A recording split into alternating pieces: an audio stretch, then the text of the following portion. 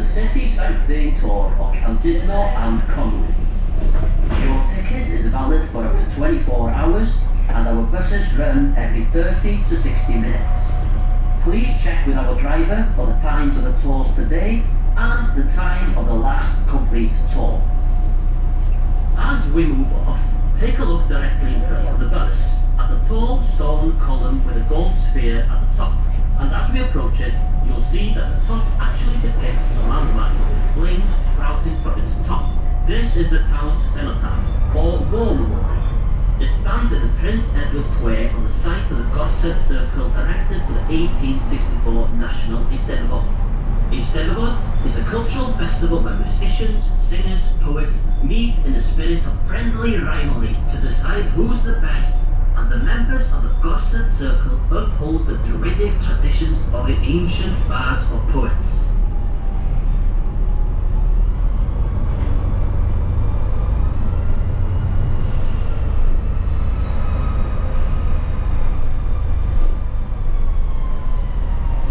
Of the 700 hotels in Llandudno, the ones here on the seafront were the earliest to be built, the first of which is the St George's Hotel here on the right.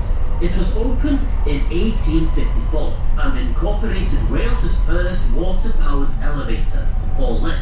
Famous guests over the years have included Sir Winston Churchill, Otto von Bismarck, Napoleon III, Benjamin Disraeli and William Gladstone. As we've travelled along the seafront, have you noticed the lack of garish and bright facades of these hotels? That's because the owners are required to use the pastel-coloured chart provided by the powerful Mostyn estate when choosing a colour for the outside of the buildings.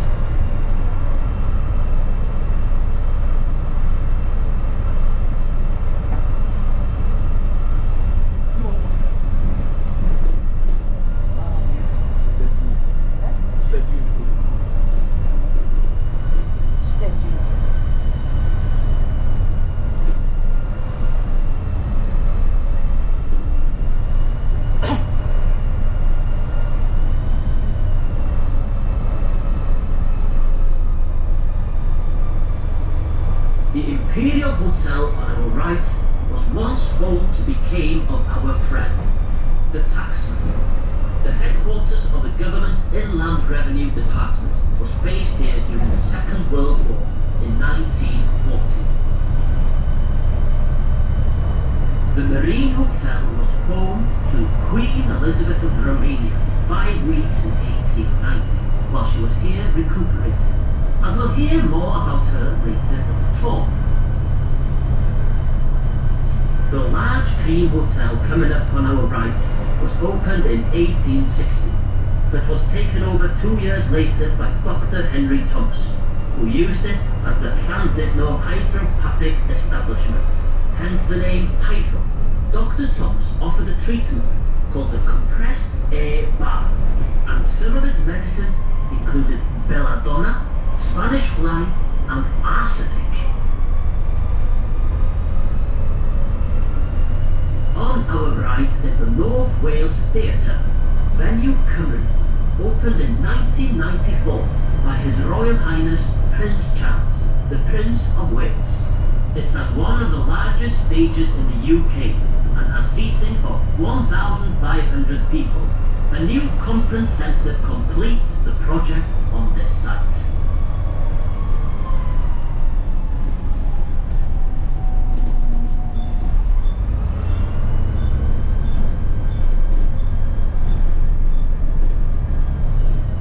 If visibility is good, you may see the many wind turbines out in the Irish Sea to your left. This is Gwyntamore, with 160 turbines 10 miles offshore. It is Wales's largest wind farm, with a capacity to generate 576 megawatts and power for 400,000 homes. And in the distance you can see the Little Orme. It is 141 metres high and a popular sightseeing, walking and hiking site.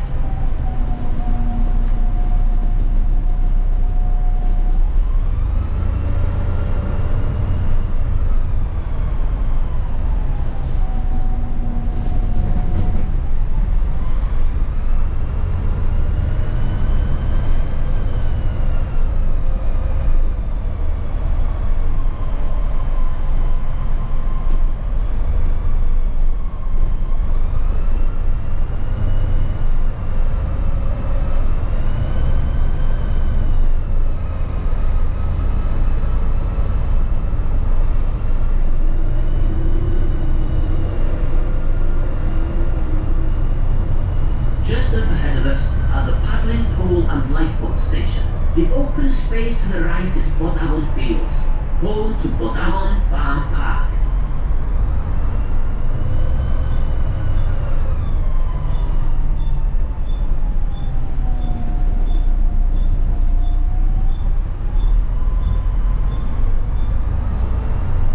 We are now arriving at stop number 2, Bodavon Farm Park. Please check with your brochure for the times of our buses.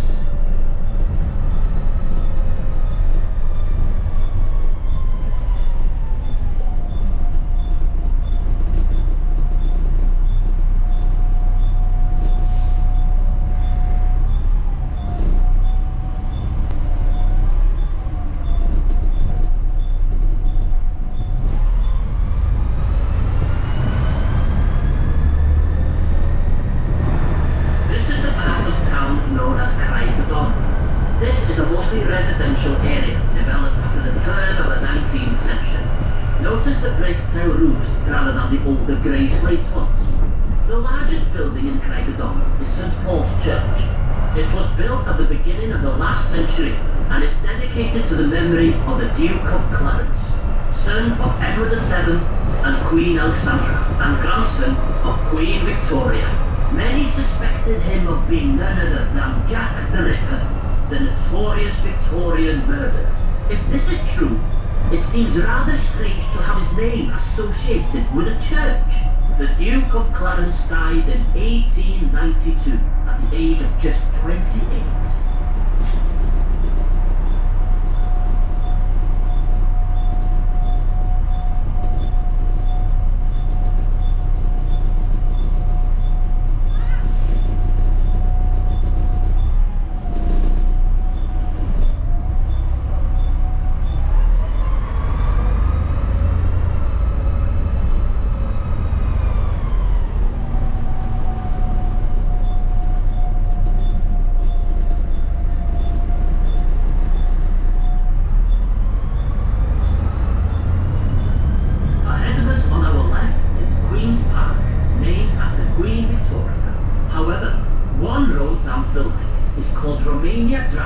Named after another queen, Elizabeth of Romania, who stayed here for several weeks in 1890. She was a noted author of romantic novels, and on a visit to the National Eisteddfod, she was honoured with acceptance into the concert of the bards under her pen name Carmen Silva.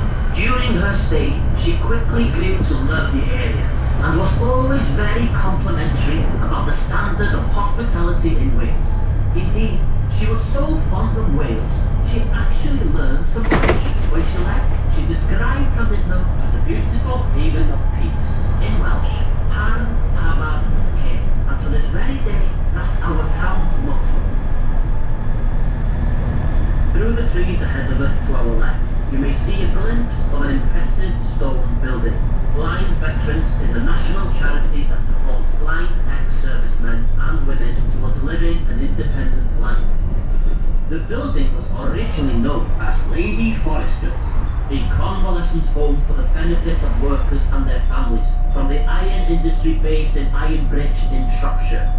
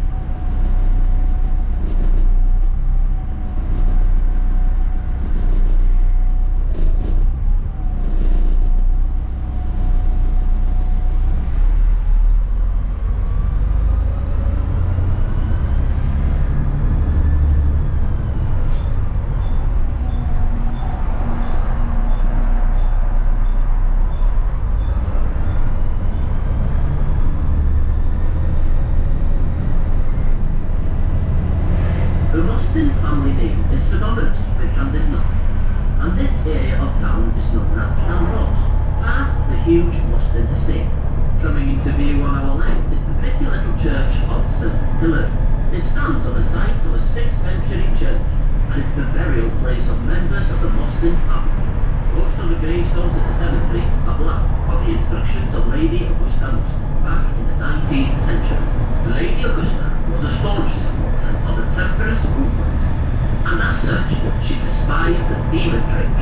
Opposite the church, over to our right, once stood 2 public houses. Augusta did not want her church to be in such surroundings, so she had them demolished. Instead, she built first a cocoa house, and a little further on, a stone building with a clock, which was once a school. Cocoa houses were popular in the Victorian-era, built as a way of showing the temperance need not necessarily deny the social activity offered by pubs and alcohol. In 1898, a new pub, the Links, was built in Llandudno to replace the ones demolished here.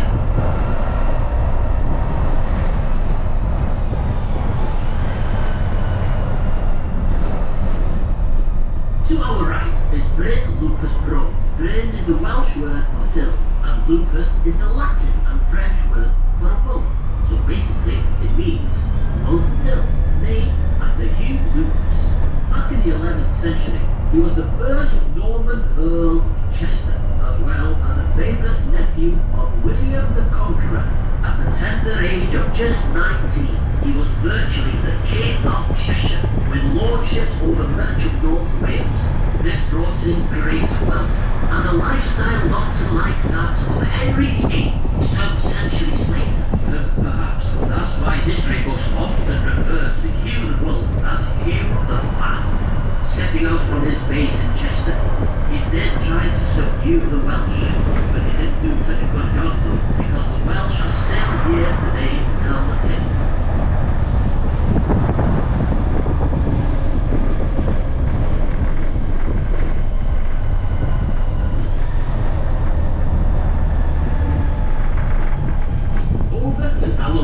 Above the trees in the distance, you can see Llandudno's very own Cleopatra's Needle.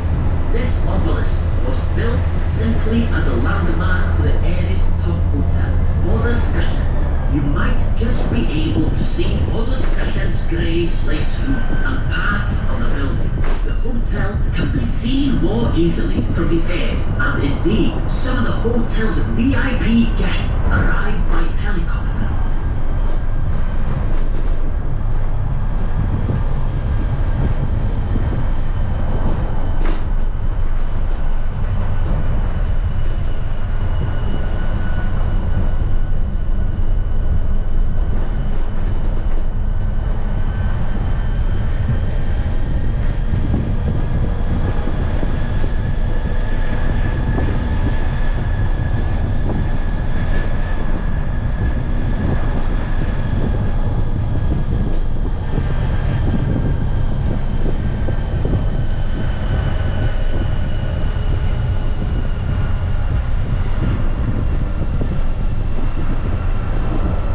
Looking ahead of you now, weather permitting, you will see a spectacular view of Snowdonia. Snowdonia National Park has been a protected landscape for more than 50 years.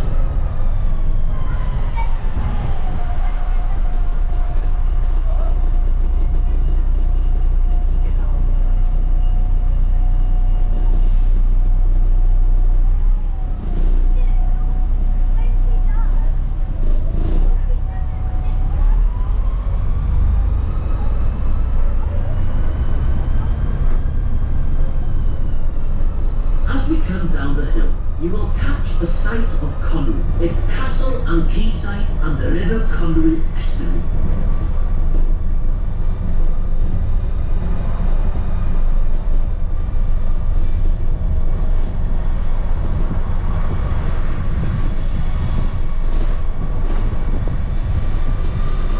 Coming up on our right is a pub called the Castle View, formerly called Maggie Murphy's. This name came from a song from the Boer War veterans that were once housed in this area. A copy of the song still hangs in the bar of the pub.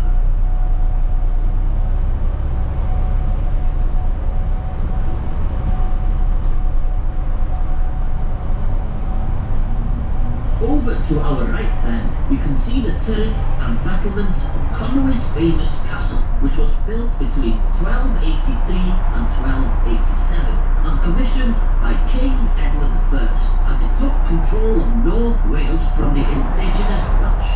Edward built all of our beautiful castles along the North Wales coast, at Caernarfon, Harlech, Criceth and Beaumaris. I'll tell you more about the castle as we approach it shortly.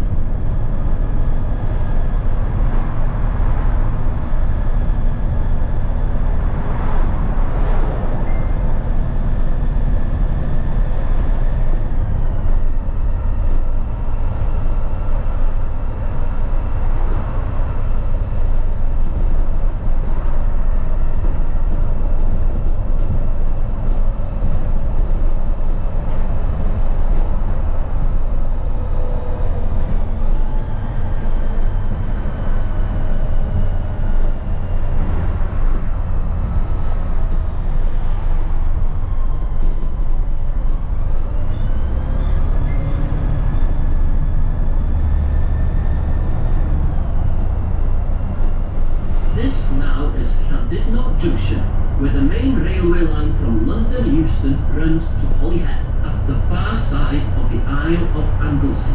There you can catch the ferry to Dublin, the gateway to the Emerald Isle.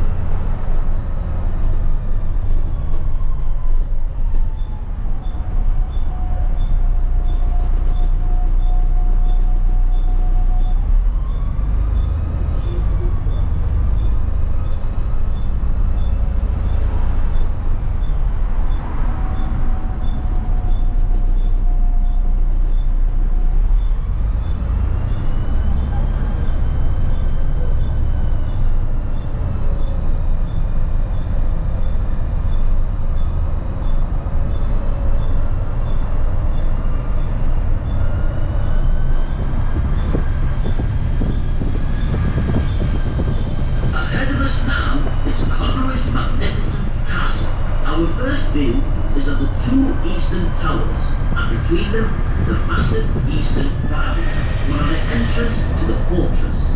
Conway's story begins in 1283, the year that King Edward I completed the conquest of Snowdonia, ending the rule of the Welsh princes. Back then, the estimated cost of the castle was £15,000, and it required a workforce of more than 15,000 masons and craftsmen from all over England to complete the project. In total, the castle has 8 towers, originally roofed with shingle or slate. Once completed, the castle walls would have been whitewashed or whitewashed. Certain traces which can still be seen on its walls today. What an incredible sight this had been, standing gleaming white at the base of the dramatic battle of the Snowdonia Mountains. Before we enter Conway, look to our right and slightly ahead, and you'll see the town's quayside. At the end of the terrace of houses closest to us, you might spot a little red house, or then again, you may not, for it is in fact the smallest house in Great Britain, just 72 inches wide and 122 inches high.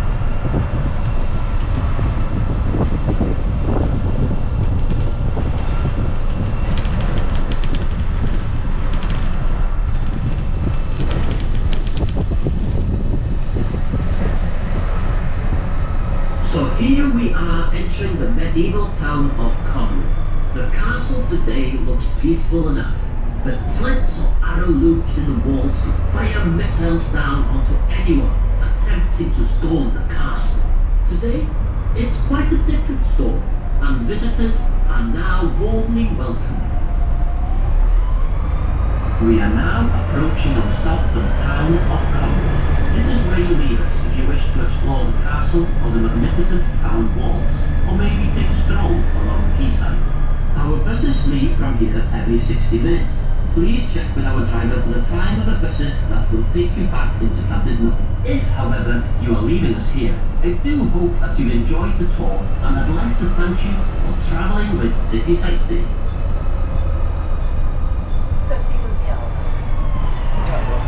open this up.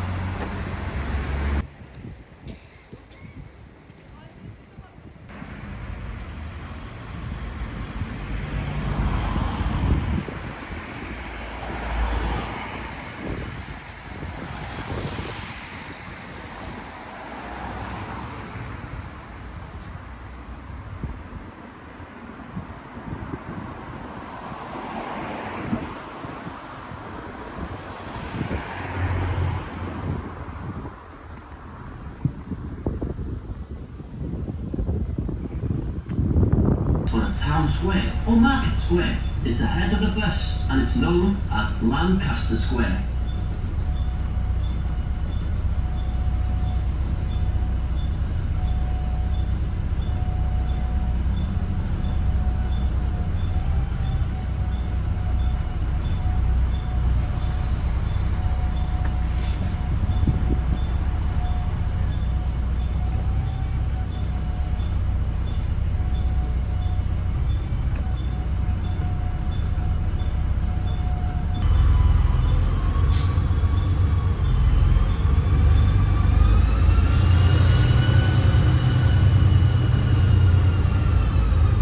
Move along, look to our right.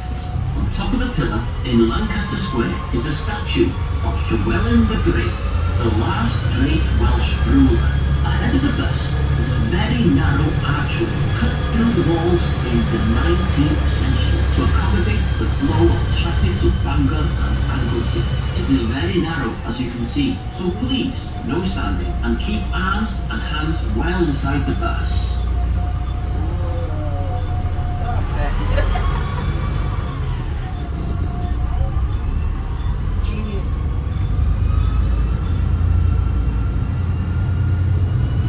We are now briefly outside the town walls in Town Ditch Road, so named because of the base of the walls once lay the town ditch, an open sewer where all manner of rubbish was thrown. The walls are about 1,400 yards in length with 21 semicircular towers spaced out along them. Removable wooden platforms would have spanned the gaps between them, so that in the event of a hostile attack, the platforms could be removed, creating a break in the circuit, isolating those sections that were under siege. Back inside the town walls now in Berry Street, once called Burial Street, because here many of the victims of the plague of 1665 were buried.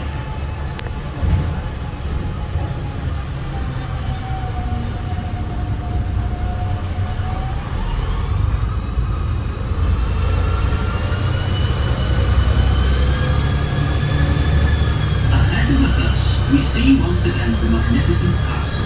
You can just see some of the traces of the limestone wash on the walls. And as we leave Cymru, look to the base of the castle walls at the oblong holes. They were known as latrines, and there are no prizes for guessing what came out of there. Any invader wouldn't dare to attempt to climb up into the castle through those holes.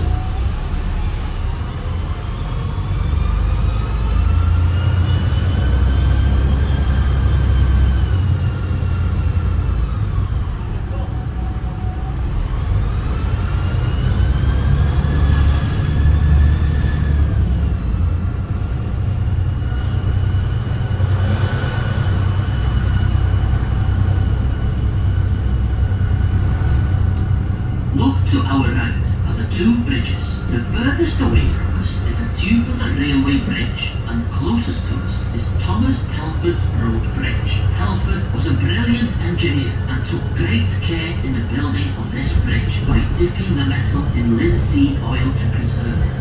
The bridge opened in 1826. The bridge beyond it carries the main railway line, and it was the first of Robert Stephenson's tubular designs and opened in 1848.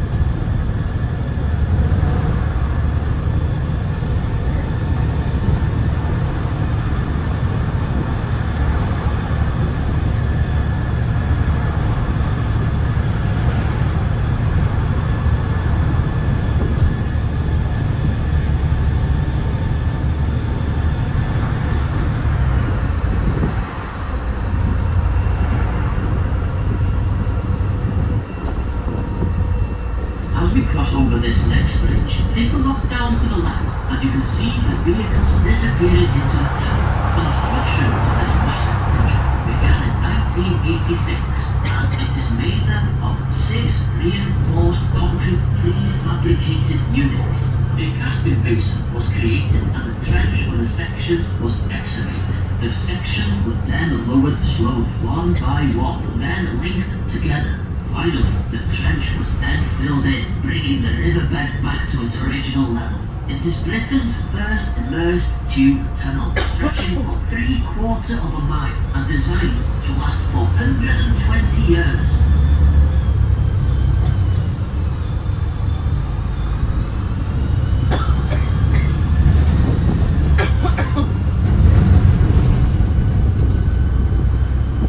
The single most important role that Conway played during the Second World War was production of the Millbury Harbour. With the Allies planning the D-Day landings, military chiefs had to work out a way of getting all the necessary equipment from the naval vessels moored out at sea across very shallow beaches to the landing ground. It was decided that a floating harbour was needed, to be built in sections and then floated across the channel and assembled on the French beaches. In great secrecy, suitable areas were chosen to build sections of the Millbury Harbour, and Conway was included. The area used is now the marina, and as a reminder of the local perks called the Millbury. Many of the town's hotels and boarding houses were taken over by men working on this project, and in addition, the government billeted many evacuee children in Conway and the surrounding countryside at the beginning of the war. It was far safer for them here in the countryside rather than in large cities like Liverpool, Manchester or Birmingham.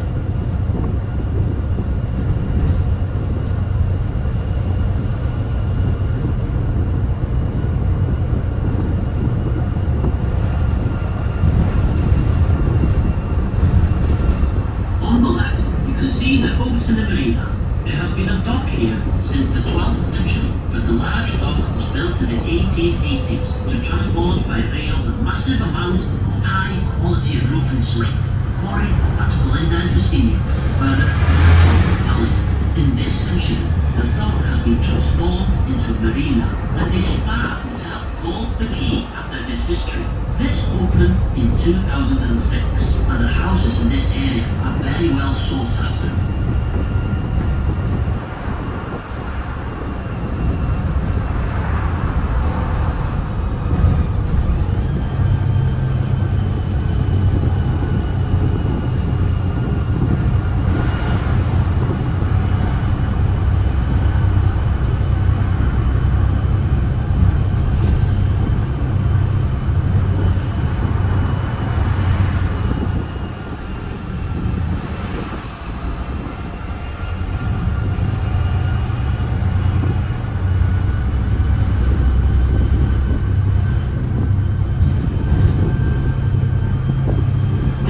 The little town of the name means port on the River Conway, and there's been a settlement here since long before Conway Castle was built.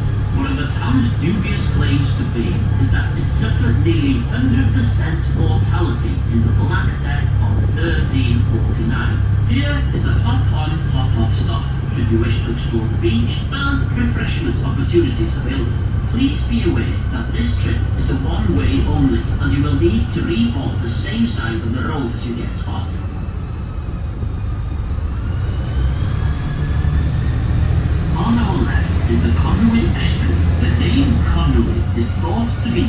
Welsh. The river is 27 miles long and rises in the heart of Snowdonia beyond Betws-y-Coed. Despite its normally tranquil appearance, the river conditions are deceptive and at times it can become quite treacherous.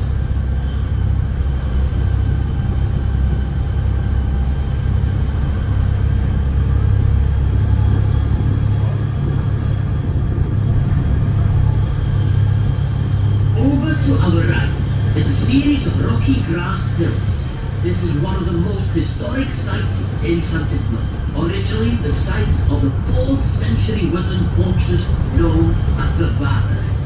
At that time, North Wales was being invaded by Irish warriors. A northern tribe, the Gododdin, came south to protect the area from the invaders. This tribe was led by a chieftain known as Conedda, and he established his headquarters here at the strategic vantage point of the Badr. Without Conedda's intervention, North Wales would almost certainly have fallen to the Irish invaders. His descendants went on to become kings of Gwynedd, and the bloodline can actually be traced to our present monarchy. The Badr later became the stronghold of King Milgun of Gwynedd. And indeed, this part of North Wales appears to have been the capital of Gwynedd at this time.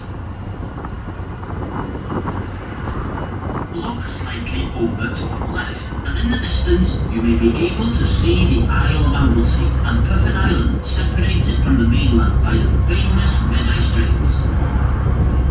By the shore, you can see Mostyn Golf Course, an 18-hole course of championship standard.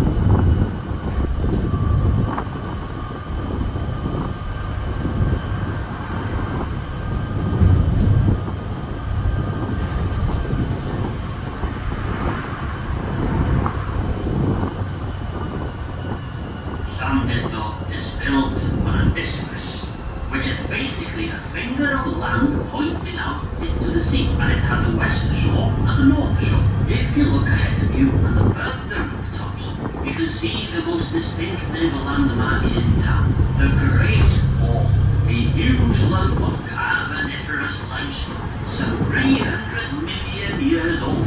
In the 3rd century, the Romans, marching forth from their legendary Casca Diva fortress at Chester, found the Orme to be a great source of copper, and some of the copper mines are still here, although no longer used, after the Romans and the Vikings also mined for copper here. Orme is a Viking word meaning sea dragon or sea monster.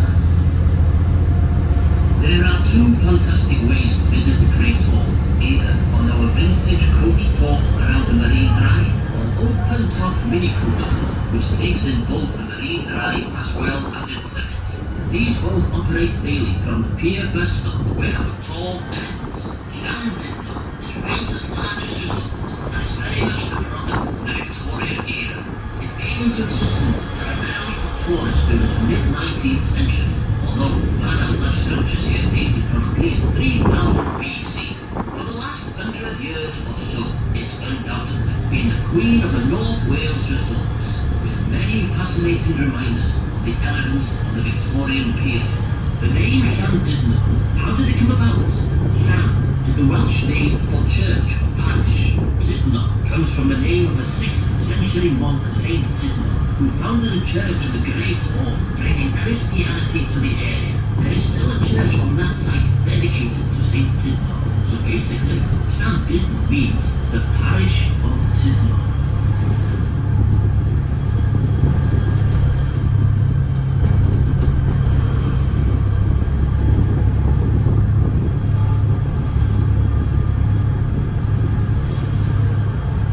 This area was home to a Mr. Charles Pepper. He came to fame as the designer of the Royal Air Force insignia.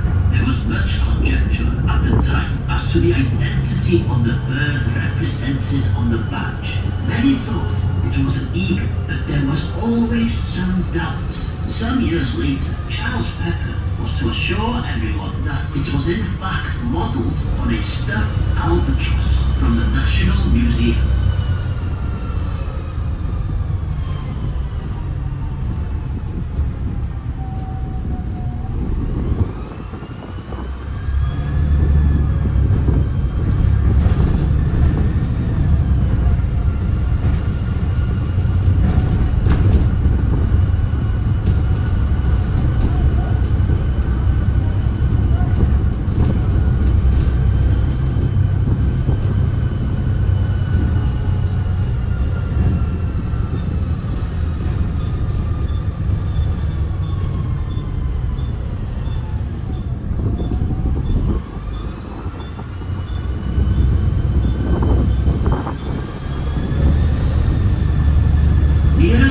Mostyn, the Hotel, originally a private house built in 1862 for the Very Reverend Henry Liddell, Dean of Christ Church in Oxford. Liddell stayed here during college breaks with his family, his retinue of servants, and important and privileged guests. One of Liddell's daughters was called Alice, and this is the Alice on which Lewis Carroll based the famous character in Alice in Wonderland and Alice Through the Looking Glass. This is the West Shore, a stretch of golden sand overlooking Conway Bay. This is a popular spot for families, water sports enthusiasts, and especially walkers, as the Wales coastal path runs right along the shore. There is a boating lake, children's play area, cafe and toilet facilities for those wishing to alight here. As the bus turns, look down to the little island on our left. This is our bus stop for the West Shore. If you are leaving us here, check with your driver for the time of later buses. The circular glass building here is another relic from Victorian times. It was built as a shelter and waiting room for the tram system that operated here between 1907 and 1956. The trams transported local townsfolk and holidaymakers around Llandudno, and they could even travel further afield too, as far east as Colwyn Bay.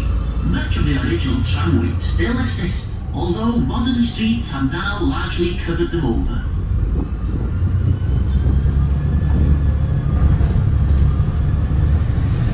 One family has dominated the life of the promenade well over 100 years, and no holiday or even day out to Llandudno would be complete without a visit to Codman's Punch and Judy Show.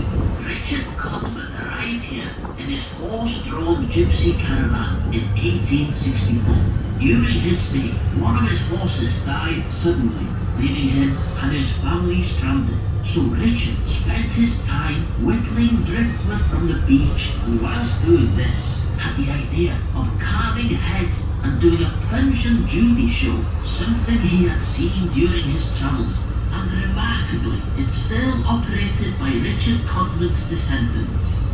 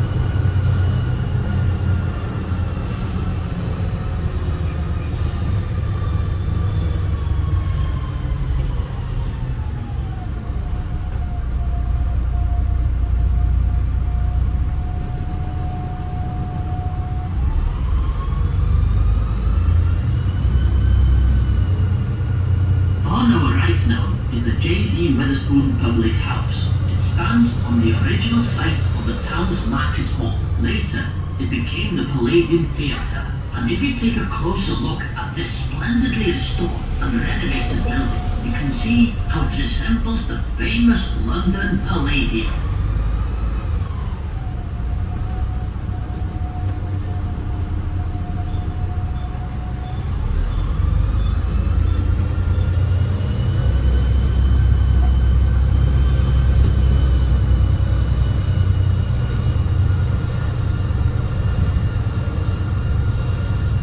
I do hope you have enjoyed your tour of Llandudno and Conwy. Thank you for joining us, and of course, many thanks to our driver. Remember to hold on to your tickets, as they will allow you a discount of any other sightseeing tour either here in the UK or on any of our tours worldwide. If you are staying with us to continue the tour, we will be departing again very shortly. Diolch yn fawr iawn am ddewis City Sightseeing a gobeithio cywch chi siwrne ddiogel a dref. Thank you again for choosing City Sightseeing today, and I wish you a safe journey home.